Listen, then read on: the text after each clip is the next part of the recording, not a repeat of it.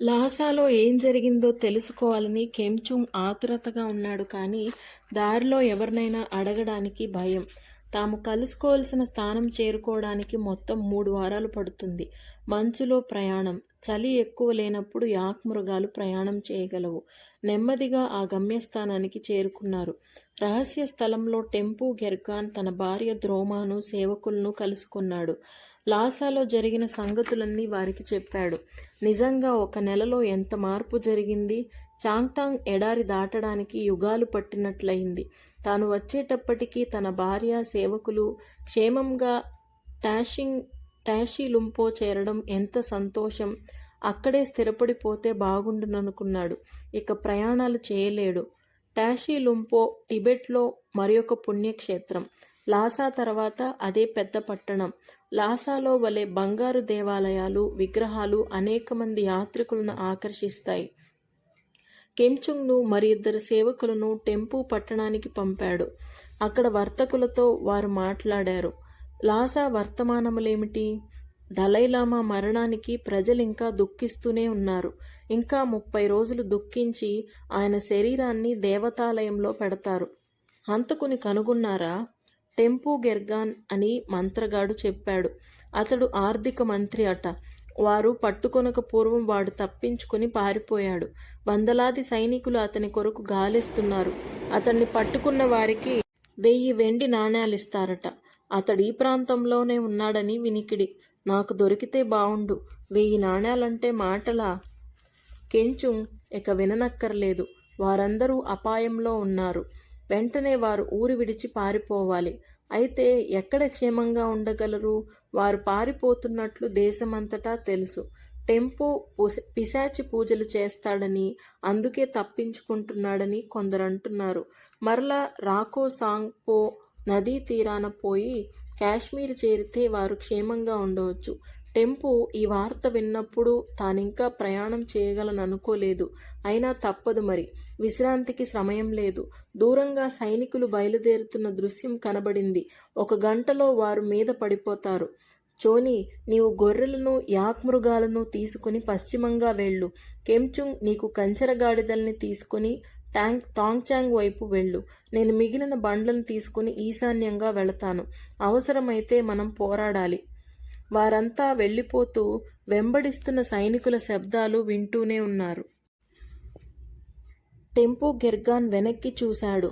తామిది వరకు బస చేసిన ప్రదేశంలోనికి సైనికులు వచ్చేశారు. అదృష్టం కొద్దీ టెంపు జనమంతా ఉప్పు తీసుకుని వెళ్తున్న పెద్ద వర్తక సమూహంలో కలిసిపోయారు. 200 యాక్మృగాలు పయనిస్తున్నాయి. బాట అంతా ధూళి రేగుతుంది.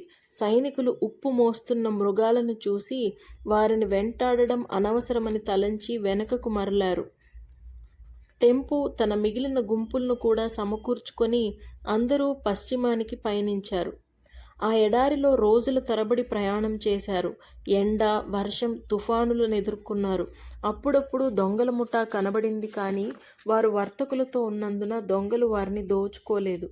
మంచు కప్పిన కొండలు దూరాన కనబడుతున్నాయి. పారిపోతున్న ప్రయాణికులు ఆనందంతో కైలాస పర్వతం చేరుకున్నారు. టిబెట్లో అది అతి పవిత్ర స్థలం.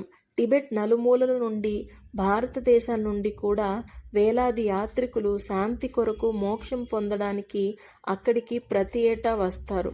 ఆ పవిత్రమైన స్థలానికి నడిచి వెళ్ళడం కంటే భాగ్యమేముంది? టెంపు అక్కడ 1 వారం రోజులుండి పుణ్యక్షేత్రాలన్నింటినీ చూడాలనుకున్నాడు. మోక్షం పొందడానికి మానవుడు అనేక జన్మలనెత్తాలి. ఎవరి కర్మను వారు అనుభవించాలి. మానవుడు ఏమీ మార్చలేడు.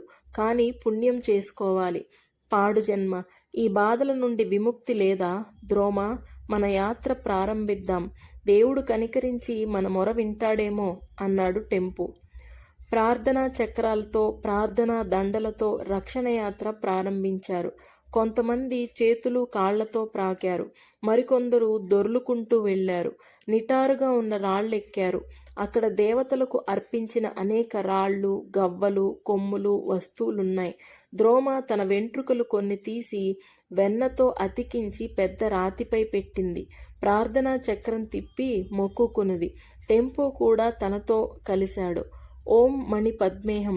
కైలాస పర్వతం పైనున్న దేవతల ఊపిరితో చలిగాలి ఎక్కువయింది. ద్రోమ వణికింది.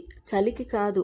ఓం మణి పద్మేహం. జీవితంలో కొన్ని దొరుకుతాయి, కొన్ని దొరకవు. అసలు జీవితానికి అర్థమేమిటి? ఎక్కడ చూసినా ఒకటే ప్రార్థన, ఓం మణి పద్మేహం. పుట్టుక నుండి చావు వరకు టిబెట్ ప్రజలు మత సాంప్రదాయాల్లో మునిగిపోయి ఉంటారు.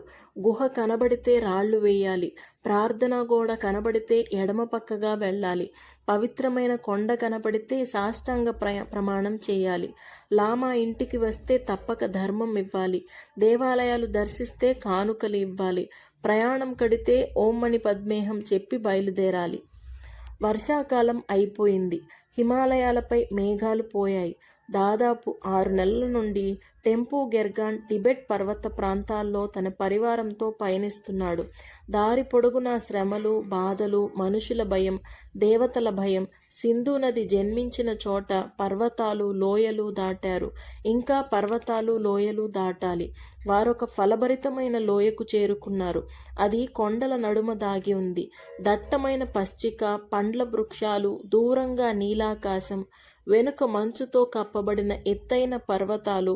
అబ్బా, ఎంత చక్కగా ఉందండి అన్నది ద్రోమ.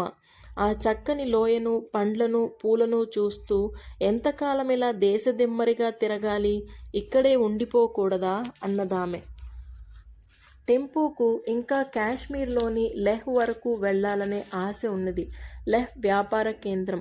అక్కడ వ్యాపారం చేసి ఆస్తి సంపాదించవచ్చు. కానీ ద్రోమ చెప్పిందే బాగుంది. ఇప్పటికి లోయలో స్థిరపడిపోవచ్చు. ఇక ఈ ప్రాంతం టిబెట్ ప్రభుత్వం క్రింద లేదు కాబట్టి భయం లేదు. వారికి ప్రియమైన కొండలు దగ్గరలోనే ఉన్నాయి. అంతటితో టెంపు గెర్గాన్ ప్రయాణం ఆగింది. లూబా లోయనంతా ఆయన కొన్నాడు. పనివాళ్లు తనకొక భవనం కట్టారు. దాని చుట్టూ రాతితో ప్రాకారం, ద్వారం వద్ద కాపలా, లోయలో ఒక దేవాలయం, అందు శక్యముని విగ్రహం.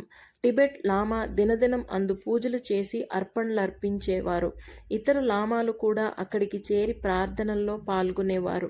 వారి మత ప్రాబల్యం లోయంతా వ్యాపించింది. దేవతలకు ఇంపైన అర్పణలు చెల్లింపకపోతే ఇంకా వారికేమైనా కష్టాలు వస్తాయేమోనని భయం. అలా 20 సంవత్సరాలు గడిచాయి. ద్రోమ లోపలి గదిలో పడుకుని ఉంది. టెంపు ఆందోళనతో అటువైపు చూస్తున్నాడు. మంత్రసాని తన పనులు చేస్తూ ఇటూ అటూ తిరుగుతుంది. టెంపును అవతలికి వెళ్ళమని ఆమె తప్పనిసరిగా చెప్పింది. అక్కడక్కడ ఆందోళనతో కూర్చునే కంటే బయటికి పోయి ప్రార్థనలు చేస్తే మంచిది. నా కొడుకు జాగ్రత్త, వారసుని కొరకు ఎన్నో ఏండ్ల నుండి కనిపెడుతున్నాము అన్నాడు టెంపు. చంటిపిల్ల గట్టిగా ఏడవడంతో టెంపు ఉలిక్కిపడ్డాడు. తప్పక కొడుకే అయి ఉంటాడు. ఆడపిల్ల అయితే అంత గట్టిగా ఏడవదు అని గొణుక్కున్నాడు. మీ ఆశ నెరవేరింది, బాబు పుట్టాడు అని మంత్రసాని గదిలో నుండి తొంగి చూసి చెప్పింది. అప్పటికే ద్రోమ కొడుకుని చూసుకొని మురిసిపోతుంది. సరిగ్గా ఏ వేళ జన్మించాడో చూడు, లామాలు జాతకం చూస్తారు అన్నాడు. ఆ రాత్రి లోయ అంతా సంబరం. తమ యజమానికి వారసుడు జన్మించాడని సేవకులంతా ఉప్పొంగిపోయారు. ఆ వేళ అన్నీ మంచి శకునాలే కనిపించాయి. బాబు పుట్టిన గది కిటికీ వద్ద పిట్టలు కోలాహలం చేశాయి. యాక్మృగాలు ఎక్కువ పాలిచ్చాయి. బాబు చాలా గొప్పవాడవుతాడని అందరూ అన్నారు. ఇంటిలోకి దెయ్యాలు రాకుండా లామాలు ప్రార్థనలు జరిపారు. ఒక ఉరుముతో లోయలోని దెయ్యాలన్నీ పారిపోవాలని దేవతలకు పూజలు చేశారు. గంటలు వాయించి అర్పణలర్పించి దైవాశీర్వాదాలు కోరుకున్నారు. అంత హడావిడిలోనూ టెంపు సంతోషంగా లేడు. జవాబులు దొరకని ప్రశ్నలు అతన్ని ఎప్పుడూ వేధిస్తూ వచ్చాయి. దేవతలు మంచివాళ్లైతే తనకెందుకిన్ని కష్టాలు? తన కొడుకు భవిష్యత్తు ఎలా ఉంటుంది? తన కొడుకు కూడా శ్రమల పాలవుతాడా? ఈ లోకంలో పాపభారం నుండి విముక్తి లేదా? అతని హృదయంలో ఒకే మొర, ఓ దేవా, నిజంగా దేవుడే ఉంటే మా ప్రార్థనలు ఆలకించు, మాకు శాంతి దయచేయి. ఒక శుభముహూర్తాన లామాలు అబ్బాయికి పేరు పెట్టడానికి నిశ్చయించారు. అతని పూర్వజన్మను గురించి తెలుసుకోవడానికి చాలా విషయాలు తరచి చూచారు. ప్రాణులు ఒక శరీరం నుండి మరి ఒక శరీరానికి వెళతాయని వారి నమ్మకం. ఒక్కోసారి దేవుళ్ళు మానవ రూపంలో పుడతారు. టిబెట్లో 10-18 వేల మంది బుద్ధులుగా జన్మించారు. కానీ ఈ బాలుడు బుద్ధుడు కాదు. వారు ప్రార్థనలు సలుపుతుంటే తల్లి బిడ్డను ఎత్తుకుని ఉంది. ధూపార్తి పొగతో గది నిండింది. లామాల మంత్రాలకు బిడ్డ నిద్రపోయాడు. వాని ఐశ్వర్యానికి ఆరోగ్యానికి వారు ప్రార్థనలు చేశారు. పవిత్ర జలాలు వానిపై జల్లి సోనాం అని పేరు పెట్టారు. సోనాం అనగా మంచి వార్తలను అందించేవాడని అర్థం.